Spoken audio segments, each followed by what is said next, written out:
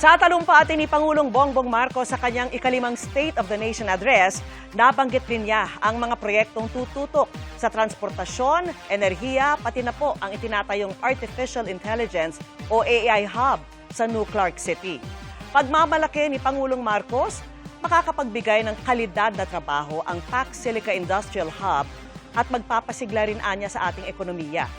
Nabanggit din ang kauna-unahang spaceport na itatayo sa Cagayan at ang posibleng rocket launch test sa susunod na taon, katuwang ang isang South Korean aerospace company. Gusto ring pagtuunan ng pansin ng Pangulo ang pag-amyenda sa ilang batas gaya ng Ecological Solid Waste Management Act para sa wastong pamamaraan ng pagtatapon ng basura at National Building Code para anya masigurong matatag ang mga gusali sa anumang banta ng sakuna at kalamidad. Nabanggit din ng Pangulo na marahil ay panahon ng i-revisit o muling pag-aralan ang nuclear energy production na mapapalakas anya ang seguridad sa kuryente at makakapagpababa sa presyo nito.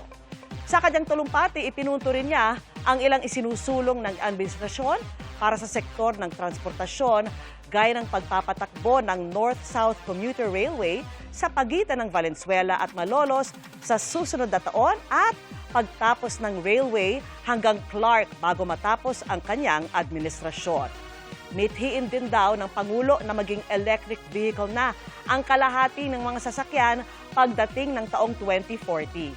Special mention din sa SONA ang nag-uumapaw na suporta ng bansa kay Pinay tennis superstar Alex Ayala. Nais daw ng Pangulo na marami pang mainganyong maglaro hindi lamang ng tennis kundi ng iba pang sport. Nagpaabot din ng pakikiramay si Pangulong Marcos sa mga magulang ng nasawi sa pamamaril sa loob ng eskwelahan sa Tacloban. To the parents of Chris Lawrence Fabian, Joyancy Separa, and Ayesa Nicole Dazo, we are all so very proud of the unflinching bravery and heroic virtue that you have instilled in your children. They are an inspiration to us all. Kailangang mamulat ang buong lipunan at akuin ang responsibilidad